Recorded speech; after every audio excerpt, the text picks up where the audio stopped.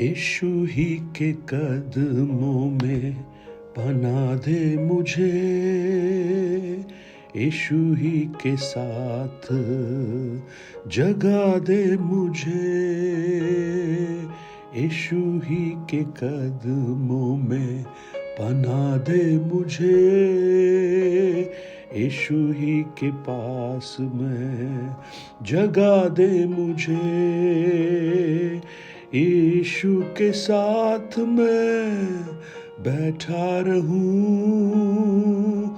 यीशु की बात मैं सुनता रहूं, यीशु के साथ मैं बैठा रहूं, यीशु की बात मैं सुनता रहूं, यीशु की करीबी को पाता रहूं, यीशु ही की बातों में चलता रहूं। Good morning, praise the Lord. दिन की शुरुआत परमेश्वर के वचन के साथ मैं पास्टर राजकुमार आप सब प्रिय भाई बहनों का इस प्रातःकालीन वचन मनन में स्वागत करता हूं। आज जो गीत हमने गाया है, ये गीत एक करीबी का एहसास देता है और ये गीत एक आह्वान है जहां पर हम मानो ये गुहार कर रहे हैं, ये प्रार्थना कर रहे हैं, प्रभु आपके कदमों में, आपके चरणों में मुझे बैठा और आपसे मैं सुनते हुए आपकी मर्जी पर चलना प्रारंभ करूं। आज मैं आपका ध्यान ऐसी ही एक परिस्थिति की ओर लाना चाहता हूं जहां पर आप देखेंगे कि दो बहनें हैं और दोनों ही यीशु से बहुत प्रेम करती हैं, परंतु यीशु उनमें से एक के बारे में कहता है कि इसने उत्तम भाग चुना है जो उससे छीना न जाएगा। आपको समझ में आया होगा, मैं मार्था और मरियम की बात कर रहा हूं और लूका रचित सुसमाचार उसके 10 अध्याय 38 वचन से लेकर 42 वचन तक जब आप पढ़ेंगे आपको ये भाग समझ में आएगा। एक गांव था जिसका नाम बेथनी था और वहां दो बहनें थी, मार्था और मरियम। उनका एक भाई था लाजर और ये परिवार यीशु का बहुत प्रिय था और ये लोग यीशु से बहुत प्रेम करते थे। और जब वो यीशु जा रहा था, एक गांव में आया, तो मार्था ने जाकर यीशु को अपने घर में बुलाया। वो मार्था थी जो यीशु को अपने घर में लाना चाहती थी। मैं प्रभु को धन्यवाद देता हूं ऐसे हर एक भाई, हर एक बहनों के लिए और खास तौर से बहन के लिए जिसने इतना हिम्मत रखा, इतना हियाब रखा कि उसने यीशु को अपने घर में बुलाया। आज मैं आपको बताना चाहता हूं बहन, अगर आपने यीशु को अपने घर में आमंत्रण दिया है तो आपका घर मृत्यु से पुनरुत्थान का एक घर बनेगा। आप आने वाले समय में इस बात को अनुभव करना। आपका निर्णय एक ऐसा निर्णय है जो आपको अनंत काल में अनुग्रहित करने वाला है और इस संसार में भी आपको प्रभु यीशु उन्नत स्थानों पर बैठाएगा। और आप जब उस भाग को पढ़ते हैं तो वो बहन जो मरियम है वो प्रभु के पांवों के पास बैठकर उसका वचन सुनती थी, पांवों के पास बैठकर वचन सुनती थी। और 40 वचन में लिखा है, और मार्था सेवा करते करते घबरा गई और उसके पास आकर कहने लगी, हे प्रभु, क्या तुझे कुछ भी सोच नहीं कि मेरी बहन ने मुझे सेवा करने के लिए अकेले ही छोड़ दिया है? तो उससे कह दे कि वो मेरी सहायता करे। तब यीशु उसे उत्तर देते हैं, हे मार्था, हे मार्था, तू बहुत बातों के लिए चिंता करती है और घबराती है, परंतु एक बात अवश्य है और उस उत्तम भाग को मरियम ने चुना है जो उससे छीना नहीं जाएगा। वाह, ये कितना खूबसूरत है ये जानना। यीशु ने मार्था को डांटा नहीं, लेकिन यीशु ने उसे कुछ सच्चाई बताई और उसे बताया कि उत्तम भाग क्या है। Praise the Lord. आज मुझे सुनने वाले मेरे प्रिय भाई बहन, आपने ये वचन बहुत बार सुना होगा, लेकिन आज मैं आपको बताना चाहता हूं, उत्तम भाग को चुनिए। चूज द बेस्ट पोर्शन, और ऐसे भाग को चुनिए जो कभी आपसे छीना ना जाए। वहां पर दो बहनों को आप देखते हैं और दो चुनाव को आप देखते हैं, और दोनों ही यीशु के लिए कुछ करना चाहती हैं। जब मार्था को हम देखते हैं तो मार्था यीशु की सेवा कर रही है। मार्था यीशु को एक हॉस्पिटैलिटी, एक अच्छा उसके लिए कुछ करना चाहती है, परंतु मरियम जो है, मरियम वो यीशु की करीबी को चाहती है। यानी मरियम ने जो चुना वो पता क्या था? इंटीमेसी यीशु के साथ, यानी यीशु के साथ करीबी।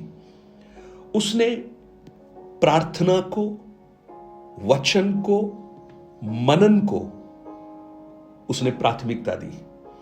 उसने उन बातों को सेकेंडरी रखा जो इस संसार की थी, परंतु उसने स्वर्गिक बातों को महत्व दिया।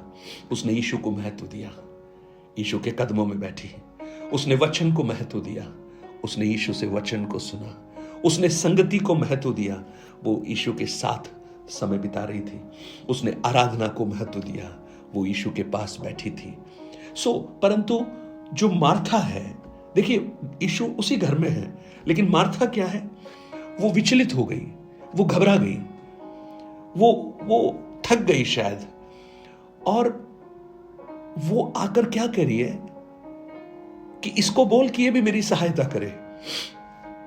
दोनों यीशु से प्रेम करती हैं, परंतु दोनों का जो फोकस है, दोनों का जो ध्यान है, वो दो अलग अलग बातों पर है। हम कई बार इतने व्यस्त हो जाते हैं कि हम उस प्रभु को भूलकर उस व्यस्तता में आगे बढ़ जाते हैं। हम कई बार मार्था बन जाते हैं और हम यहां के कामों में बहुत अधिक महत्व देते हैं। और जब यीशु की सेवा कर रहे हैं तो उस सेवा में भी क्या है? घबराहट है, उस सेवा में भी शिकायत है। मैं कहूं ऐसी सेवा आपकी सेवकाई को बर्बाद कर सकती है, परंतु मरियम ने यीशु के साथ समय चुना। मरियम ने अनंतता की बातों को चुना, और यीशु वहां पर कह रहे हैं, ये भाग तुझसे कभी भी छीना नहीं जाएगा। जब मरियम यीशु के कदमों में बैठी है, तो देखिए प्रेरितों की पुस्तक 22 अध्याय उसके 3 वचन में जब आप पढ़ेंगे, वहां पर संत पौलुस भी ऐसे ही एक बात को कह रहा है। वो कह रहा है कि गमालियल के पांवों के पास बैठकर पढ़ाया गया है। उस पौलुस के बारे में लिखा है, ये पांवों के पास बैठना, इसका अर्थ क्या है?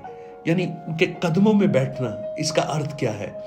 इसका अर्थ है कि उन इंस्ट्रक्शंस को, उन बातों को, उन स्वर्गिक शब्दों को बहुत ही करीबी से सुनना चाहते हैं। और जब ये प्रभु यीशु मार्था और मरियम को बोल रहा है, तो उसका अर्थ यह है कि दोनों प्रेम करते हैं, परंतु उस प्रेम में प्राथमिकता अलग है। एक सब कुछ सुनकर उस पर चलना चाहती है, लेकिन दूसरी इस बात को तो चाहती है यीशु के साथ मैं हूं, परंतु उसका ध्यान आत्मिक बातों में कम है। मार्था की जो स्पिरिट है वो ये कहती है कि क्या काम अच्छा हो गया, सब कुछ बन गया, सब कुछ पूरा हुआ, परंतु मरियम की स्पिरिट पता है क्या है? मरियम की स्पिरिट है, क्या प्रभु मुझसे प्रसन्न है?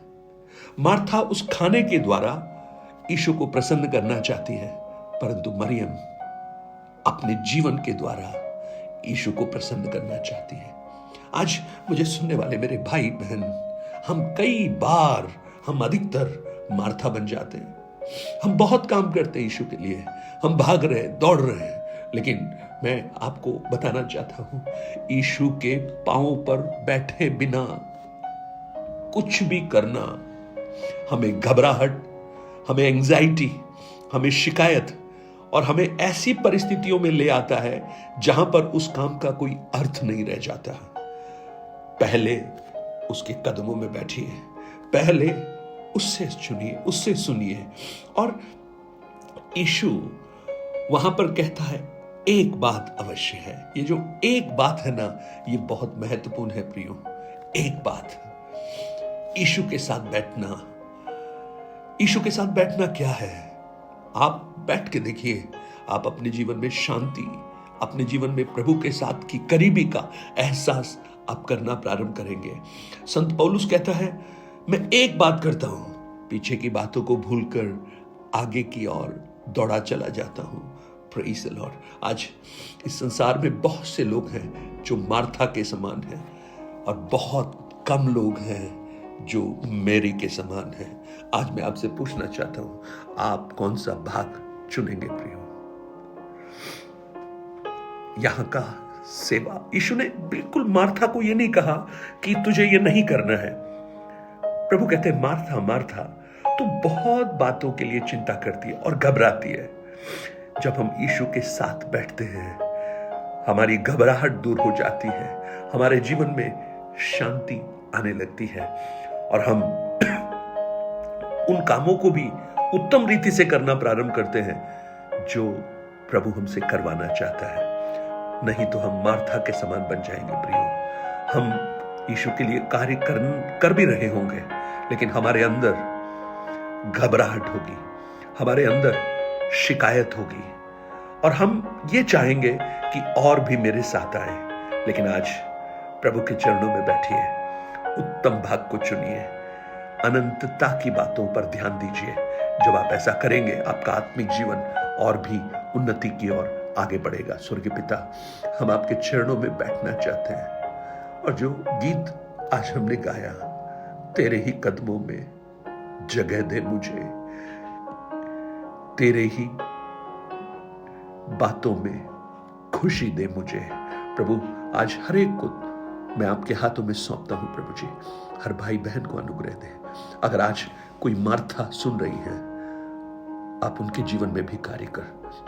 अगर मरियम सुन रही है, तो वो और परिश्रम करे उसके साथ बैठने के लिए, वचन में, प्रार्थना में, संगति में, आराधना में, और उनके जीवन को आप आशीषित कर।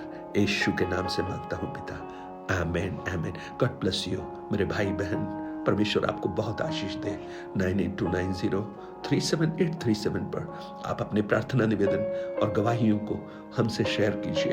और अगर आप आशीषित हैं तो इन वचनों को औरों तक पहुंचाकर इस सेवकाई को सहयोग कीजिए, और आज निर्णय लीजिए, मैं मार्था नहीं मरियम बनना चाहती हूं। जब आप मरियम बनेंगे, बाकी सब कुछ अच्छा होने लगेगा। God bless.